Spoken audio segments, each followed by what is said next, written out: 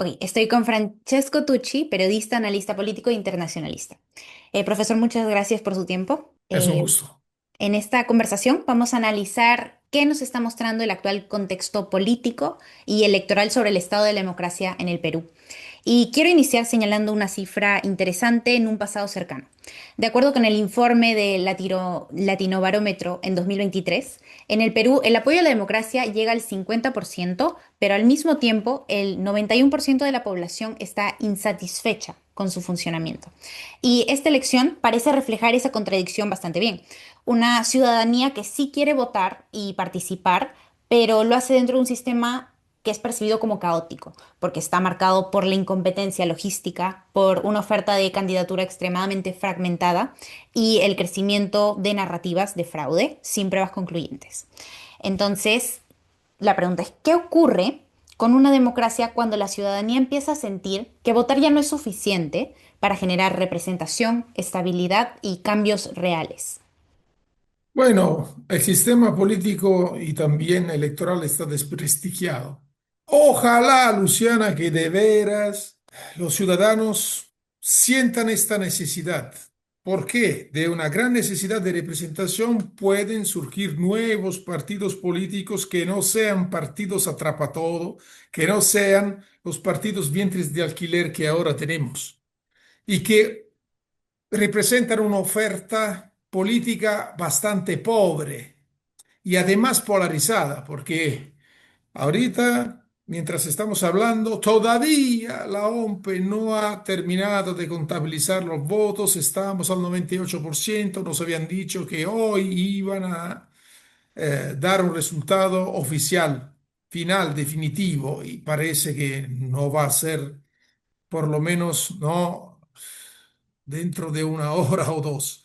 Entonces, el problema es la participación ciudadana. ¿Por qué hemos llegado a este punto? También porque la ciudadanía se ha olvidado de la política.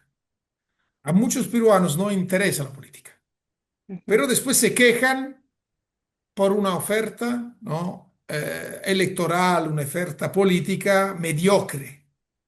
Y eso pasa porque si vamos a considerar lo que ha afirmado un peso pesado de la ciencia política norteamericana, Robert Dahl, se necesita que se respeten unos criterios de igualdad democrática para que la democracia no sea solo de pantalla, para entendernos. Y por eso me relaciono también con lo que tú decías, ¿no? Eh, la encuesta de Latino Barómetro. No goza de una salud, ¿no? La democracia en Perú. Ujú. ¿Pero por qué? No tenemos comprensión ilustrada. Lo que decía Robert Dahl. ¿Qué es la comprensión ilustrada? Se trata de una ciudadanía activa que conoce las ofertas políticas, conoce los líderes políticos, conoce los programas y que puede ejercer un cierto nivel de control, accountability sobre la agenda. ¿Qué ha pasado por varios años? Y eso es interesante porque lo ha dicho también el profesor Vergara, otro politólogo, en este caso peruano. Ujú. ¿Qué ha pasado en Perú? Si todo el activismo que hemos tenido sobre temas sociales no se podía de ninguna manera politizar. Sobre todo si la politización iba hacia la izquierda. Aquí tenemos una anomalía. Mientras en los años 90 ha empezado en toda América Latina un movimiento pendular, derecha-izquierda, en Perú no lo hemos tenido. Y eso se relaciona con un miedo fuerte. ¿Por qué? El activismo podía ser social, pero no político. El legado de Sendero Luminoso. Eso Ujú. ha alejado mucho de la política y sobre todo de una izquierda que es inmadura en este país. Si vamos a ver la propuesta de izquierda, Ujú. utilizan criterios y categorías del siglo a ser buenos, el siglo pasado, a ser buenos, o te diría también del siglo Desactualizado. decimonónico, peor. Hablamos de establecer precios estatales, nacionalizarlo todo, recetas pseudo, porque no lo son, socialistas, que no han funcionado. Claro, ¿Mm? que no se adaptan a nuestro Entonces, contexto. no. porque necesitamos, por ejemplo, no solo de una derecha moderna, también de una izquierda moderna que tenga en cuenta la realidad nacional, no Claro. recetas foráneas que no puedan aplicarse. Entonces, ¿qué ha pasado? Hemos tenido ciudadanos que se han alejado de la política por una razón u otra. Véase, por ejemplo, Fujimori, todo el periodo del Fujimorato. Véase después un regreso a una democracia plena, pero que poco a poco se ha transformado en un cascarón vacío porque el desinterés del peruano hacia la misma política. Pero después el peruano se queja, Claro, a ver si ¿verdad? lo entiendo bien. Me está diciendo que entonces este caos que tenemos político, esta desestabilización, eh, es consecuencia de esa desatención política que tenemos la ciudadanía, que hemos Sí, dejado desatendido, básicamente. sí, hemos dejado de interesarnos en la política y se paga un precio caro. Ujú, El precio es un sistema político que desde Fujimori en adelante ya no está estructurado. Tenemos un sistema de partidos que no está estructurado. Tenemos partidos atrapatodo que se forman alrededor de un líder que ujú, no tiene un programa. El programa es bastante populista porque guiña a claro. la derecha, a la izquierda. No se Y es, trata de un programa y es bien hecho. difícil generar debate y consensos en una Correcto. dinámica en donde es más lealtad al líder que generar diversidad de opiniones, ¿no? Sí, y no solo. Mira, por ejemplo, Ujú, si vas a buscar la entrevista de hace 2 semanas de Hildebrand a la vocera de JP, ¿no? ujú, Juntos por el Perú. ujú, ¿Qué dice ella? Prácticamente va reduciendo, ¿no?, las asperidades en esta entrevista del programa de Sánchez. ujú. Entonces, casi como un camaleón, ¿cuál es el programa verdadero? Entonces, el programa maximalista que se ha presentado durante la primera vuelta o ahora que se necesita interceptar el electorado más moderado, un Claro, programa más moderado. ¿Te das cuenta? Son sí, camaleón. se está adaptando, Camaleones, se claro. adapta. Lo Ujú, que puede estar también, puede estar bien desde un cierto punto de vista, pero ¿qué delata? No delata necesariamente la búsqueda de la moderación, no. claro, ¿Qué o de delata? reformas o corrección. Programas flexibles, porque no importa el programa, importa llegar al Populistas. poder. Así es, porque el populismo recuerda que no es una ideología, no es un conjunto de ideas y de valores, no, el populismo es una manera de hacer política, es una técnica política. Podría decirse como una estrategia de marketing, por ejemplo. Al fin y al cabo, sí, se transforma en esto porque el populismo que quiere generar una relación directa entre el líder y los ciudadanos, bypaseando partidos, instituciones, y el líder se propone como carismático para poder llevar adelante un intercambio material o simbólico con su base de apoyo. Un intercambio material o simbólico. Material te doy o Ujú, simbólico te prometo el oro el moro de reformas, como ha ujú, hecho Milei, por ejemplo. claro, Ujú. sí, estoy de acuerdo. Entonces, eso ocurre. Y la parte de la responsabilidad es de los mismos peruanos. Eso es el mensaje que te quiero dejar ahorita con esta primera Sí. pregunta. Es decir, nos Volviendo, quejamos, ujú, pero la responsabilidad es de nosotros también. claro, volviendo a esa idea de cómo nosotros interactuamos o más bien no interactuamos con la política y básicamente dejamos que se desborde en conveniencia de aquellos que llegan al poder. Vemos también que cuando sí se interactúa con la política, hay una tendencia muy extraña y un poco nociva, que hemos visto, por ejemplo, en las últimas semanas, con movilizaciones dentro de esta narrativa del fraude, que, por ejemplo, la que ocurrió fuera del domicilio del el presidente del Jurado Nacional de Elecciones, Roberto Burneo, en donde se escuchaban cantos que llaman a un golpe militar. Este grupo de personas Sí, rechazan y entonces mi duda es, ¿cómo explicamos que este descontento con, o sea, esta ciudadanía frustrada deje de traducirse a buscar y exigir reformas y se convierte en un rechazo al concepto democrático y se busque incluso simpatizar con alternativas autoritarias? ¿Cómo explicamos esa sí. transición un poco contradictoria, se diría, ¿no? No tanto, ¿sabes por qué? Lamentablemente, si vamos a estudiar un poco la historia institucional del Perú y en general de América Latina, pero no solo, ¿eh? Eso aplica también a España, aplica también a Italia, por ejemplo. hay una gran fascinación hacia la figura carismática, el hombre o la mujer fuerte, ¿eh? El padre, la madre que nos lleva con la manito, ¿no? Así, Ujú. nos lleva por la manito, así, tranquilos, y nos dice lo que hay que hacer. Un ¿Por salvador. qué? El Salvador, un líder mesiánico. Ujú, ¿Ah? Mira también Estados Unidos con Trump. ujú, Entonces, como es una tendencia general. Y eso pasa porque en muchos casos la frustración no estructurada, ¿en qué sentido? Se trata de ciudadanos que viven un malestar desde un punto de vista político, pero no tienen tampoco las herramientas para canalizar este malestar. ujú. Que, por ejemplo, ¿cómo se debería hacer? ¿Por qué no se generan, no se van a crear movimientos políticos ya a nivel de los municipios y después se puede Organizados. escalar hacia una organización política? Porque falta liderazgo. ¿Y qué falta? No solo conciencia civil, faltan ideas, faltan líderes. ¿Qué falta? Y ahí voy a ser brutal, capital humano. ¿Qué quiere decir Ujú, conocimiento? ¿Te has dado cuenta, Luciana, que todavía en el siglo XXI, en América Latina, seguimos utilizando categorías de la Guerra Fría?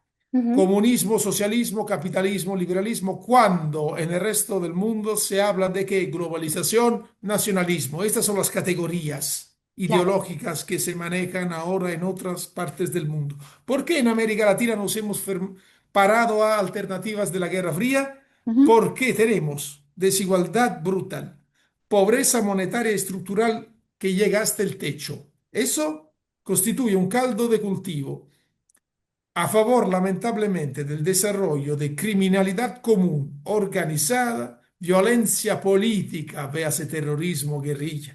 ujú, Ni partidos de derecha, ni partidos de izquierda, ni partidos moderados de veras han llevado adelante programas de gobierno para reducir este caldo de cultivo.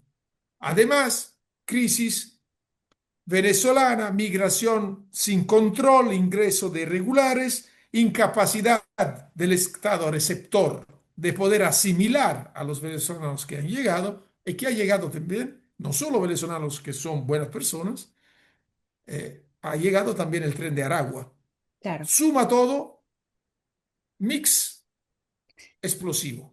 Y es cierto lo que dice de que en la América Latina nos hemos quedado un poco en el pasado con Uh, estas palabras para entender la política, pero sobre todo creo que es más grave aquí en Perú, que tenemos como que hemos peruanizado de cierta manera, con palabras, por ejemplo, como caviar o el terruqueo Pacho, constante, que caviar, son, yo diría, yo diría que son obstáculos en el lenguaje que nos sí, impiden generar diálogo entre dos posturas diferentes, ¿no? sí es peor porque el obstáculo no es solo semántico, Ujú, el significado de las palabras, es conceptual, ujú. va mucho más allá, porque cuando se habla de ideologías, socialismo, comunismo, liberalismo, conservadurismo, la mayoría de los peruanos confunde papas con camote. No tienen la mínima idea de lo que quiere decir el socialismo, el comunismo, el liberalismo, el conservadurismo. Y aún así se Se, radicalizan. se radicalizan porque consideran, por ejemplo, que, por ejemplo, Venezuela era socialista, Mm, por decirte. claro, O algunos consideran que Vladimir Putin, por ejemplo, es un líder comunista. claro. Me sangra el oído, porque Rusia y la URSS como si fuera, sí, sigue una siendo lo mismo. continuación. No, eso denota que hay una gran ignorancia política y lamentablemente en un periodo en el cual mandan las redes sociales, hay mucha desinformación, te mezclo papas con camote, con campaña difamatoria, lo que sea, y hablamos todavía de comunistas, de socialistas, de fachos, de caviares, Exacto. terruco, proterruco. Se Está utilizan justamente, etiquetas para deslegitimar al otro y polarizar más el electorado. Y funciona porque hay, lamentablemente, un nivel de ignorancia política en este país que da miedo. Por eso hemos tenido 35 candidatos a la presidencia, un voto fragmentado y una vez más, ¿qué ocurre? Que irán al balotaje una candidata que ha obtenido el 17% y otro que va a obtener el 12%. No representan ni un cuarto de los electores. así es. brutal, por la Y dispersión y sí. por una oferta paupérrima política. Y también, lamentablemente, porque la ignorancia política del peruano. Claro. Y sobre todo porque está saturado los medios de información, los medios de comunicación, con todas estas palabras que nos distancian Sí, de poder llegar a verdaderas conclusiones organizadas, ¿no? no solo, Luciana. Entonces, y Hay polarización. responsabilidad, disculpa si te interrumpo, Sí. responsabilidad también de los colegas periodistas, porque, por Ujú, ejemplo, recuerdas durante el domingo electoral, le ujú. daban más importancia al desayuno electoral, al almuerzo electoral. ¿Qué me Ujú. interesa? A mí deben interesar los programas, los candidatos, no que se van El show, a comer. Oh, ¿el show de qué? El básicamente. desayuno electoral, que vamos a comer el día de las elecciones. ¿Qué es esto? No se Claro. hace política, no se habla bien de política, todo se transforma en un show, todo se va deslegitimando, ¿entiendes? Como fue Porque igual en los no hay debates sentido. también. A la población le Correcto, llamaba más la atención quién podía hacer una mejor imitación que quién tenía una claro. O no propuesta real. solo, ataques personales. Y Ujú, tenemos un maestro que es Poppy Oliveira. Poppy es un maestro de ataques personales. ujú. Recuerda las elecciones de 2016. ¿Cuándo Claro. fue? Que atacó a Alan García. Poppy es maestro en eso. Y Es eso un es lo que lo show. hace memorable como Oh, político. así, sí, y así se recuerda el debate. ¿Por qué? Y eso es parte de la responsabilidad de nuestros colegas periodistas. Ujú. ¿Qué hacen ellos? Estimulan más el morbo, tanto en la política como crónica en general. Sí. Todo lo que hay. Si tú ves, en Ujú. general, los noticieros que buscan estimular, y ahí tenemos un debate serio, deberías profundizar también este aspecto, ¿Cuál? ¿no? En tu nota informativa. Es decir, que lamentablemente los colegas van a estimular más una reacción emotiva que no racional de las personas. Y Sí. recuerda que una reacción emotiva apaga el cerebro, porque razonas con el corazón, con los sentimientos, con emociones, y no con el cerebro. Y eso es lo que obtiene mejor desempeño en redes sociales y por lo tanto es Sin más duda, lucrativo. lo emotivo, redes sociales, también los noticieros, cuando te van Sí, a enseñar que han atropellado el chico, violado a la chica, disparado para acá, para allá, siempre que buscan la emoción, sí, no un discurso racional. es Y por así. eso, por ejemplo, te digo, anécdota personal, la primera vez que yo viajé al Perú, 2010, antes de mudarme, ¿eh? Cometí el grave error de ver noticieros. Y yo tenía miedo a salir del depa de mi cuñado, porque decía, no, acá me van a disparar, me asaltan. Hasta ahora tocando madera no me ha pasado nunca, pero porque tengo cuidado y también porque hay una sobrerepresentación de la Ujú. inseguridad ciudadana. Si tú vas a Claro, ver la tasa de homicidios por cada 100.000 habitantes, mira la estimación del Banco Mundial, estamos a 9. Hemos crecido, sí, porque antes estábamos a 5. Eso no quiere decir que no haya asesinatos, sí claro. que hay, Pero la pero sensación espera, es exagerada. mira Brasil, mira México, Ujú. mira un país como El Salvador, que tiene 6 millones de personas, mira Puerto Rico, la tasa supera 20. Si tú vas a ver, son más de 20 asesinatos por 100.000 personas. Entonces, nosotros tenemos la impresión, la percepción de vivir en México, de Claro. vivir en Honduras, de vivir en El Salvador. No estamos ahí. Y en este caso la reacción es similar con la desconfianza política, ¿no? Así es. Es la Y, sensación lo que oh, prevalece. bravo, es la sensación. Y de eso somos nosotros responsables. Puedes Claro. trasladar el mismo discurso que hemos hecho ahorita en el caso de la delincuencia, Ujú. ¿no? De los delitos, ¿no? Sí. De los homicidios, a la política. Ujú. Lo Claro. mismo. ¿Por A la qué? ¿Qué se desconfianza busca? con la Se legitimidad busca, o sí, ilegitimizar, básicamente, ¿no? sí, porque el discurso, has visto muchos periodistas que hacen, no presentan un análisis político. ¿Qué buscan? El morbo. ¿Qué Claro. buscan? La Generar primicia reacción. para desacreditar a un político u otro. ¿Ah? Una información picante que pueda ser relevante desde el punto de vista del morbo, pero no Ujú. programas, no propuestas. Claro. Sí, es Y así. hay ataques personales siempre. Y por Está muy eso, saturado el discurso con sí, estas falacias, son esencialmente, falacias, argumentos ¿no? falsos. Sí, Son entonces, para argumentos falsos. cerrar únicamente por el Sí, tiempo, ¿Qué riesgos cree dentro de todo este contexto de sobrecarga constante de información falsa, de fake news, de propaganda, de manipulación emocional? ¿Qué riesgos representa para la democracia y qué tan importante es que la ciudadanía aprenda a consumir críticamente la información que recibe?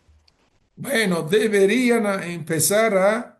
Necesitamos fact-checkers, como están en Estados Unidos. Y eso, de eso nosotros tenemos que encargarnos, los periodistas. Empezar a, efectivamente, desarmar y desarticular discursos de desinformación y fake news. Eso es fundamental. Y deberíamos empezar a hacerlos ya. ¿Cuál es el peligro? Claramente el peligro es que pueda surgir un hombre o una mujer fuerte, Ujú. un líder mesiánico y bye bye democracia. Eso puede pasar, sobre todo cuando todas las instituciones, incluso la institución electoral, la OMP, ya ahorita están desacreditadas Sí. por todo lo que ha pasado. Entonces, es una fase crítica, crucial, peligrosa, de la vida democrática del Perú, porque Perú es una democracia débil, con poca institucionalidad, poco interés de los ciudadanos que lamentablemente han abrazado la mentalidad de Pepe el Vivo. Y eso no ayuda. ¿Por qué? La percepción de la corrupción es altísima, la informalidad es alta. En Lima, donde vive un tercio de la población, tenemos un individualismo extremadamente fuerte y no una visión de cohesión social. Todo esto mezclado Ujú. es un cóctel peligroso, más inseguridad ciudadana, Claro. necesidades básicas no satisfechas, emergencias no atendidas. Es Ujú. posible que surja el líder mesiánico, pero que te va a comprimir las libertades. Es algo Claro. posible, porque Sí. se puede llegar a esta dicotomía, prefiero un líder fuerte Y al autoritario. desorden. Claro, pero es peligroso. Sí, es peligroso. Entonces, la ciudadanía, ¿qué necesitamos para poder afrontar esto que se viene políticamente? No solo en la segunda vuelta, sino en los Sí, próximos en 5 años. general. Sí, Bueno, ¿qué necesitaríamos? Pero la como veo difícil. ciudadanos. Sí, meterse en política. Hay que mojarse. Los ciudadanos deben empezar a hacer política activa, todos. Deben empezar a informarse, deben empezar a estudiar la política, a entender las ideologías, porque el término ideología no es un insulto. Ideología, según Terry Eagleton, ¿qué es la ideología? Un conjunto de creencias y valores que guían la acción individual y colectiva. Todos somos ideológicos. No es un insulto decirte eres ideológica. Todos lo somos. ¿Por qué razonamos? Aprender a desarrollar pensamiento crítico, empezar a desarrollar también una cohesión social y comunitaria, el bien público, el interés general, no solo partidario Ujú. y de facción, mi interés, el tuyo no me interesa, el espacio público, no, no es mi espacio, no, hay que empezar a ser nación de veras, Claro, desde Lima hasta los rincones más aislados del país, conectar el país. Esa es una tarea muy difícil, será difícil que el nuevo presidente pueda hacer frente, quien sea, ¿eh? Es claro. muy difícil que haga frente Y que la a estas ciudadanía también pueda emergencias. sobrellevar, entre quien entre, ¿no? Sí, porque habrán protestas en contra, sospecha del fraude. Yo personalmente no creo en el fraude, creo en incapacidad, en corrupción, en el papelón de la OMP, pero no en un tema, en una estrategia, para entendernos, para manchar el proceso electoral. Solo que las instituciones como están desprestigiadas, entonces Claro, sigue hundiéndose la institucionalidad y eso es claro, peligroso. sí. Porque como periodista y como ciudadano, no es creer que exista o no un fraude, sino ver evidencia, ¿no? Sí, hay que buscar pruebas. No se puede hablar Claro. de fraude hasta que no se demuestre que existe. Sí. Y eso es Lo parte de que ese podemos pensamiento ahorita, crítico así es, que necesita la este ciudadanía. desconocido, o sea, Ujú. que es fundamental, pensamiento crítico, cruzar fuentes, razonar, no caer en la trampa del complot a toda costa, porque a veces, y eso ocurre en la opinión pública, es más fácil y da consuelo creer en un complot que no en la estupidez incompetencia de las autoridades y de Un políticos, que son consuelo emocional, incompetentes y brutos, claro. porque Al aquí se final trata de ser es un una bruto. reacción emocional más, un consuelo, ¿no? Así es, pero no racional. Claro, Y eso es peligroso, porque hay que dejar espacio al pensamiento crítico y no a la emoción. exacto. Bueno, muchas gracias por su tiempo. Creo que quedó bastante claro el punto. Muy bien, muchas gracias, Luciana.